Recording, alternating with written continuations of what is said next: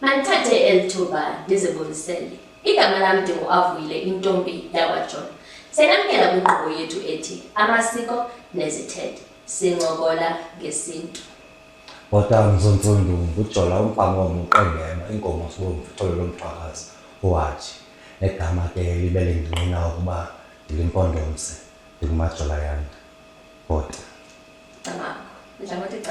kodwa ngiyabulisa ngiyabulisa avule umuntu amane jika angamane sithi nento enyoko. Nizozibonela ke bantu ukuthi apha phambi kwethu kukho incwadi ekhoyo ethi hlala phansi ndinedinga. Hlala nam. Hlala phansi unedinga. Oh, hlala phansi unedinga nam.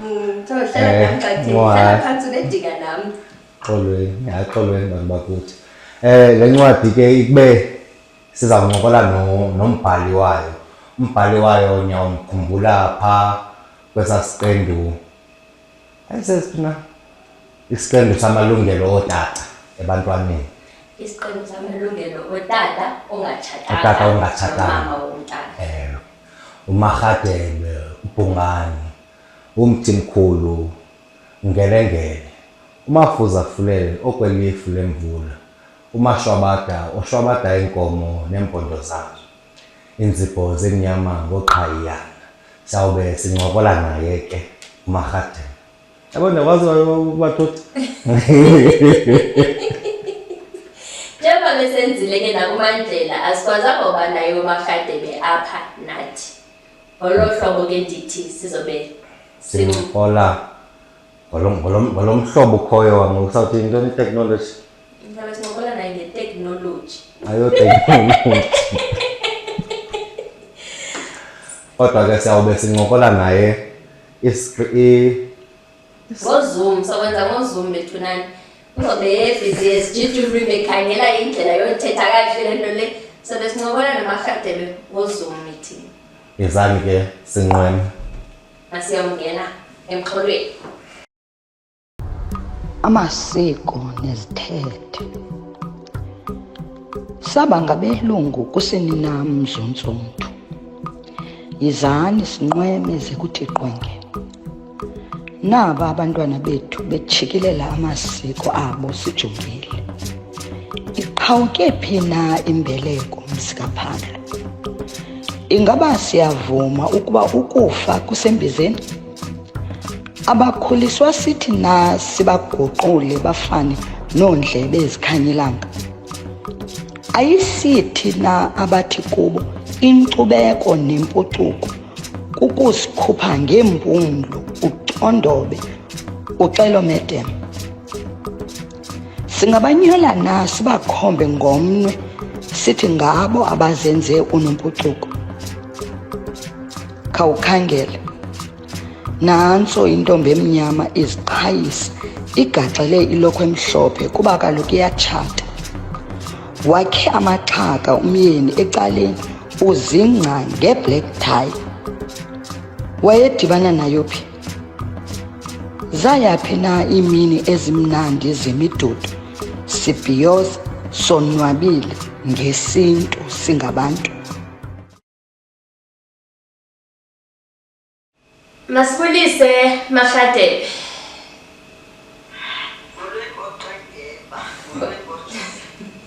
Unjani?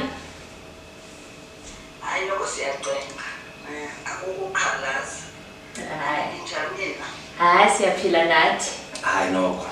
Sixeka sikholwa Marhadebe. Akuncedi into ukukhala. Kwabo ke bangamaziyo uMarhadebe. uMarhadebe wayekhona ehamba nodade bencokola ngamalungelo otata. Ndiyawufuna ke uba aphinde azazise kakuhle kwenzele abo bangamaziyo bamazi kakuhle. Sinikela kuwe Marhadebe. Marhadebe kuhle zombini. Ndimama othandayo kakhulu olwimi lwethu lwesiXhosa. Ngicele ngeminyaka ke mininzi loo nto yanilwenza ke uthando lwam lwesiXhosa lwakhula ngakumbi. Ndiwathanda kakhulu ke amasiko nezithethe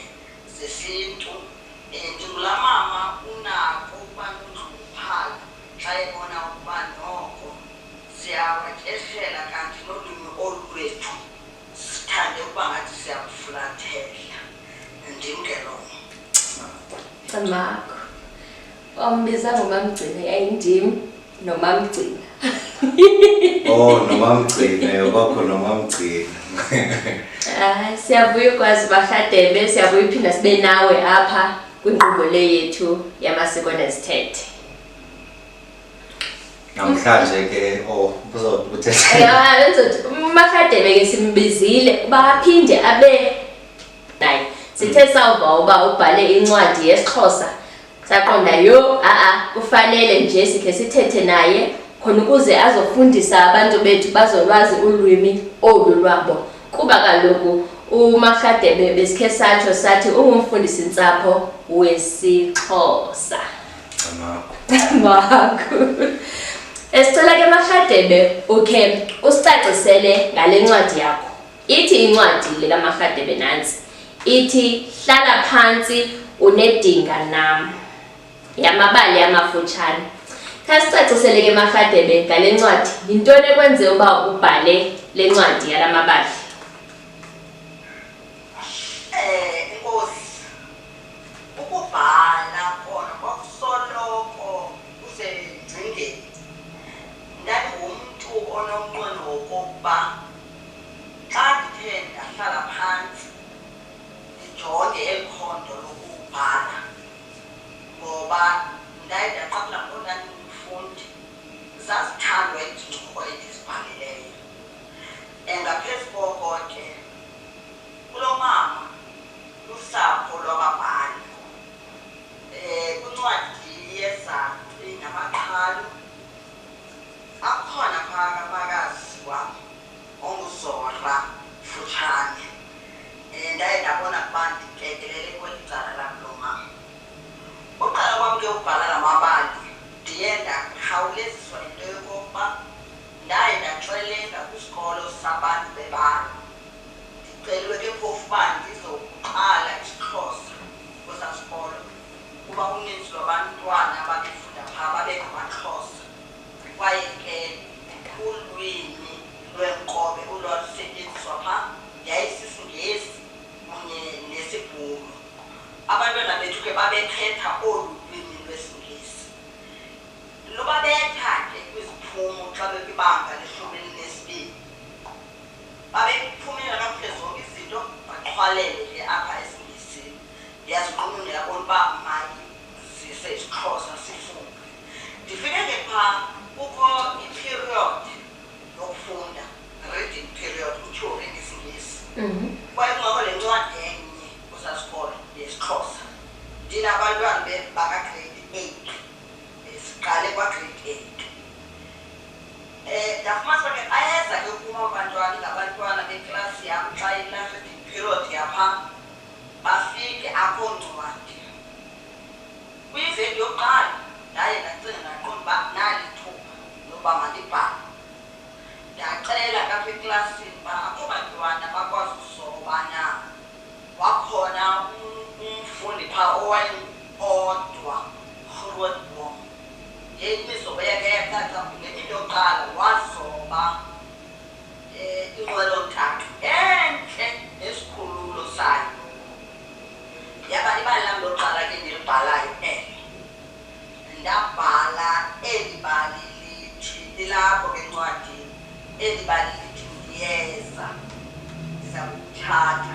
Ndafika ndandijonga umfanekiso ndabhalelo bali. Namanye ke amabini amathathu kodwa ndandawuqala uphatha usiba libali azizela nje amabali nokujonga izinto ezikhoyo ezisingqongileyo. Ndithini ndithatha usiba nokokuba ke ndifundisa abantwana besikolo ukubhala izincoko. Babhala amabali, babhale izincoko, nam ndizibhaqise ndiphinda ndisongeze. Ndize ke ngoku apha kwesi sihloko la mabali ali-15 phantse onke uyawuhleka inene. Njengoba sithi ke hlala phantsi unedinga nam. Ndiza ukuthi ke umntu ozawufunda incwadi le makasiphe amuphe ithuba azazi uba sinedinga ahlale phansi. Incwadi ayifuni uba uyithathe mhlawumbi kunemizuzwana nje engamashumi amabini uzawufike kwezinye into. Ifuna uba uzixelele uba ndiya edingeni kunye noMarhadebe uzawuhlala phantsi ngokuba ubambe elinye ibali uzawufuna udlula uye kwelesibini mafutshanyana ke ngoba ndinayo laa nkolo yoba amathule esagweba kuthiwa ayachanga. Isagweba ke yilaa ntongana emfutshanyana xa kuzingelwa intaka kuthiwa ngabantu besagweba senditsho qho la mabali ke mafutshanyana okwesagweba kodwa ayaqha. Uzawufumana umyalezo kuthiwa nje ufune nangakumbi uba hayi bo waphela kwathini ke ngoku hayi bo njani esithoza labantu abafundi hayi bo wathini ke ngoku mamsi. La mabali amnandi ngendlela engumangaliso mafutshane kodwa amaphepha amathathu amaphepha amane amaphepha amahlanu.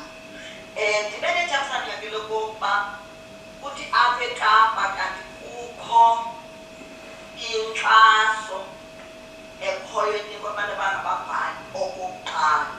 Ndafumana ke nam loo nyoba ndafaka ke kuba umntu othile owayeyititshala kunye nam kwesinye isikolo wathi wafunda uvavanyo lokuqonda comprehension test ubhalwa ivavanyo ngabafundi walifunda ke libali ndalisebenzise lona walifunda elibala katsho wathi ke semkile wandifowunela wandixelela uba ufuna abantu ababhala isiXhosa nantsi inamba ndifowunela apha utsho ndafuna ke nyantshini ndafumanisa uba hayi ayafunwa ababhali besiXhosa ngendlela ekumangaliso okangako ke nandincwadi.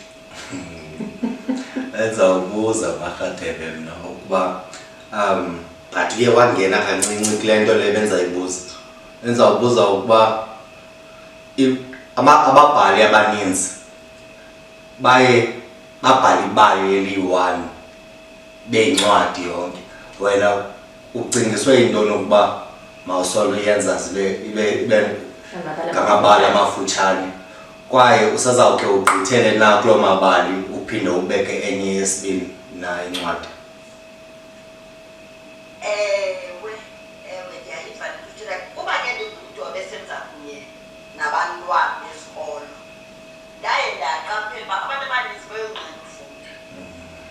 Xa nongokubhale incwadi ende amathuba okokuba ifundwe igqitywe liqela labantu ambalwa. Kanti ke masezomzekelo phaya ngamabali ali-15 ibali lokuqala linamaphepha amathathu. Abantu abaninzi phambi uba afunde uyajonga kuqala balingakanani. Nam ndiyayazi akhona amaxesha ufumanisa uba eli bali limnandi naka ndinqena ufunda kodwa ke unxunguphalo elindifaka phantsi kwalo lundenza ukuba mandifune uyokroba phaa ekugqibeleni uba kwenzeke ntoni kulo mlinganiso.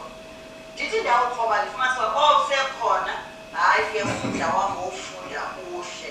Kanti ke ukuba ndithe ndakroba nandawuthi yho ibendalo andizofunda izihloko ezifanayo ngoba ukuba ifoto yakhe kudlule ifoto yakhe ngutata lo uthi uyifoto yakhe kwibali elilandelayo akuzobakho foto yakhe kodwa uzawuthi xa udibene naliqonde uba tyhini mani lela bani kwenzeka le nto kanti ndizawabona ke ngokuqinisekileyo. Ndiyakuva. Xa beyifuna abantu bayifumana phi incwadi lena? Bangayifumana njani? Isafumaneka apha kum. Ndithe ngokufane ndicinga ndaqonda uba emaselisima elaa xabiso bendilibekile kwenzela uba uba umntu uyifuna ekude akwazi ke ukufaka ke laa R60 yokuthumela ngopepha. Ifumaneka apha kum umntu uzandiqamba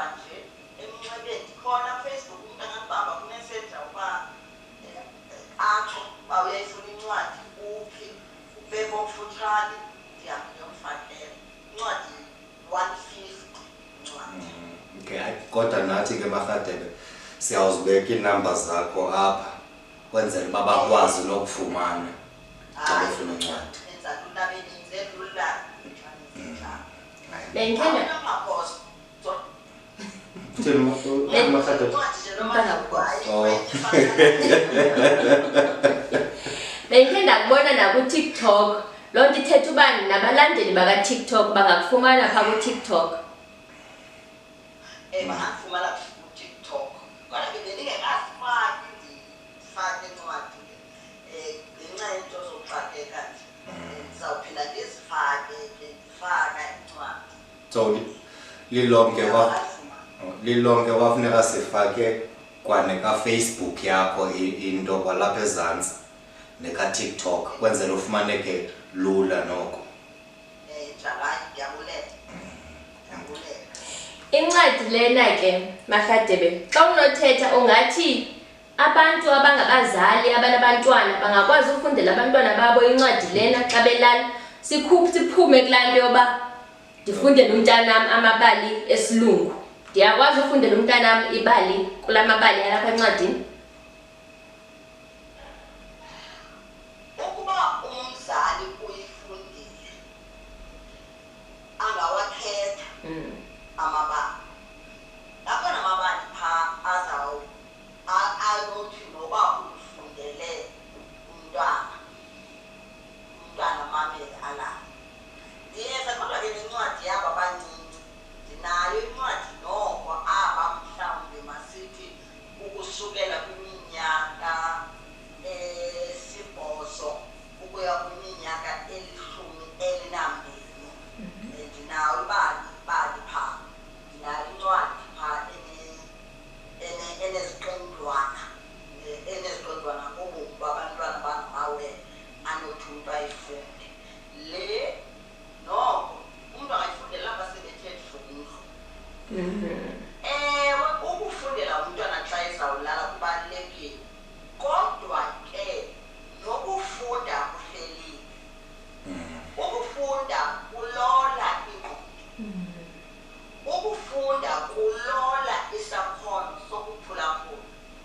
Ukufunda kuxhokonxa ingqondo yalowo uphulaphuleyo ngaphambi xa umfundela icinge isebenze. Abazali banokulenza ithuba mhlawumbi emva kokuba kwenziwe imisebenzi ekhaya ngokuhlwa benza abantwana umsebenzi wasekhaya banoba nalo nje ithutyana noba yimizuzu 10 umzali afunde abuze imibuzo okanye abantwana babuze imibuzo ngaloo nto ifundile. Umnandi ke xa imfutshane. Loo nto inceda abantwana uba ingqondo yabo isebenze. Ngoba leyo ugolozelana noFacebook okanye masithi la makhasi onxibelelwano ayiloli esaa sakhono sokuphulaphula, isivalela ngaphandle amaxesha amaninzi. Kanti ke uba uyakufundela ingqondo iyasebenza xa umphulaphule into ifunda. Ayisebenzi nje wenza imifanekiso engqondweni le amakhasi ayiqimayo ngoba ayakunika wonke umfanekiso. Loo nto yenza uba ingqondo yakho ingaqheli ukusebenzisa intelekelelo yenze imifanekiso. Xa umfundela ke ngomntwana into efundwayo ulola ingqondo ikwazi ukwenza imifanekiso ngqondweni. Iba bukhali ke ingqondo ekwaziyo ukwenza. Wena uvula kulo mnyango engqondweni uvuleke iminyaka.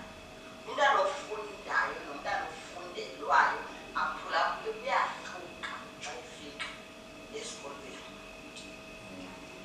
Awukhe uyicinge Magadebe ukuba kuba ubungumfundisintsapho wesiXhosa ukhe uzame ukwenza namabali anokwazi ukuncedisa abantwana esikolweni. Le incwadi ndithi eyabafundi uqala mhlawumbi umntwana abafundela uqala kwiminyaka 8 ukuya ishumi nesibili yincwadi endayenza ndacelwa ngulo mama wayephanda kusebenzisa ezemfundo wathi ucela ngizokwenzisa ucwelo workshop othisha bakhe baka-grade 4 to 6 ngibafundise indlela yokufundisa ukubhala izincoko. Abanye abantu abangababhali bakufundisiwe ukubhala. Ababhali bakhona abantu basisiphiwo ukwazi ukubhala isibeni chule uphela ubhala. Bakhona aba bafundisiweyo ukubhala baze babhale kakuhle. Ukufundisa ukubhala ke kuluxanduva lothishala elinye. Le wathi awuthobela mama ndacinga indlela ezaba nomdla xa udibanise uthishala ubafundisa ungakusithi ithi intshayelelo yaze yathi yanto iyenza umuntu adinwe kuba edinwe kakade ungogqibela. Ndaze ke ngoku ndanalo mbono uba mandenze ibanga mandibe nabalinganiswa abangabafundi eli bali lizawusekwa kubo ze isahluko ngasinye sihambe nemisetyenzana ekhokhelela ekubeni umfundi aze aphele ebhala engazicinganga uhamba nebali aphele ebhala. Ndayenza ndayokulenza nolcwelo le-workshop bayithanda kakhulu bayicela kodwa ngazange ndikwazi ukubanika kuba ndandingekayi-copyright ngoku kwakunoba lula umuntu avela ayithathe ayenze yakhe. Le yayincwadana incedisa abafundi banika isigama iphini konwatyiwe umzali angayithenga naye xa iseyifumaneka ayisebenzise yena mzali endlini. Emva kweli bala mafutshane kakhulu ke ngokubona lawa alungiselelwe kuba eyona nto sifunayo ukuba masebenze emva kwalikhula kakhulu. Leya umzali bafuba nayo naba bazali bathi abantwana bayasilela esiXhoseni mhlawumbi umzali uzibone ngoku umntana utshintsha kwisingesi njengolwimi lenkobe wamusa mhlawumbi ese-high school. Abanye abazali bangayisebenzisa ke leya incwadi uzayithatha amenzise umntwana afunde okanye akufundele aze ke ngoku abuze le mibuzo lapha ngezantsi ihamba njalo ucinga ukuba inezahluko ezitheni. By the time efika ke kwesahluko sokugqibela kwakukhona umahluko ngoba ufumana isigama phaa kubekho imibongwana emincinci efundwayo ehambelana nala mabali ize ke ngoku ekugqibeleni abhale uyawubhalisa umzali ke naye loo nto. Mhlawumbi masithi umzali lo masithi lo mntwana uyaziswa apha uyafunda sichaziwe isikolo sakhe uba sinjani baze kwathini ze ke ngoku umsebenzana ukuthi ke ukubhala ngesikolo sakhe uyakwazi ukusukela kwesi ekubhalwe ngazo azazi uba izinto ezithile zichaziwe nachazwa ekhona incwadi enjalo ezakufundisa. Kuyavakala nakhade. And then ndova mna ndawufunda apha ndaqonda heyi umntana angafundelwa apha masithi aba bafunda kwezi zikolo zabelungu bangathi bawufundelwa apha ngamabali ebali elithile likhethweyo ngumzali. Umntana abenela mibuzo uba ithetha ukuthini xa usithi nangona bezoyibiza ngolunye uhlobo kodwa indlela abazofunda ngayo ulwimi lwabo le. Kunganceda kakhulu enye yenjongo ezo ukwenzela uba siluvusele ulwimi lwethu lungabisafa. Ndikhe inhliziyo yam yabuhlungu ndafunda into ethi abantu abathi umntu othetha isikhoyi mnye ngoku ojiyekileyo noma ufundisa umzukulwana wakhe. Yintoni ke le yenza laa nto uba ulwimi lutshintshe? Yile nto yokokuba abantu balo bangalixabisi. Ewe okwangoku asizoyiqonda loo nto kodwa ukuba asiluxabisi kwiminyaka elikhulu ezayo mhlawumbi singene isiXhosa. Ibuhlungu loo nto leyo ibuhlungu. njengoba sithetha ngoba ngolwimi ukuba ulwimi lwethu aluxabisekanga asiluhoyanga. Ndifuna nje ulento kwindawo ebendiye ndayithanda apha ndaqonda hayi isiXhosa siyatsho kuleya ndawo kweli bali lithi ndiyeza ndiza kukutshata. Ithi le ndawo yathi yakuthi ncinci inqwelo yamahilili wehla ibhegana yakhe wehla. Ndathi yo hayi isiXhosa siyatsho. Yathi yakuthi ncinci inqwelo yamahilili. Ndathi sisiXhosa eso sisiXhosa iyacaca lo mntu ubhale apha kumfundisi ntsapho wesiXhosa. Sizama loo nto basisibethele. Jo. Loo nto basisibethele ungathethi lweyekeyeke. Ngathi ayolwimi lwaphethe yekeyeke. Ube ngathi uyatheketha. Nawe bekumahlobo kumntu othethayo nomntu othethekayo. Njengoba besekukhalwa apha eJoburg kusithiwa hayi avule isiXhosa sakho akutshintshi ukuthethe isiZulu okanye isilungu. Ndawuthi ndayigqiba nencwadi hayi mos isiXhosa sam sabe sinzulu olunye uhlobo bekanti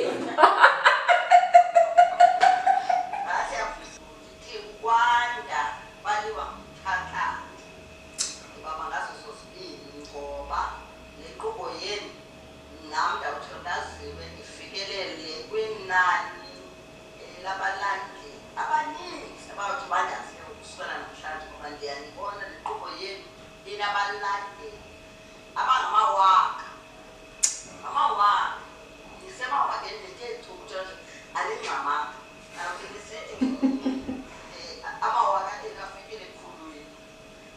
Xa sivala nje ndibabe nje phaya ekuseleni kanye ndivale kanye ngalaa mqolwana wethu wokugqibela ndithi xa ndisithetha nani ke lumntu lwakowethu khumbula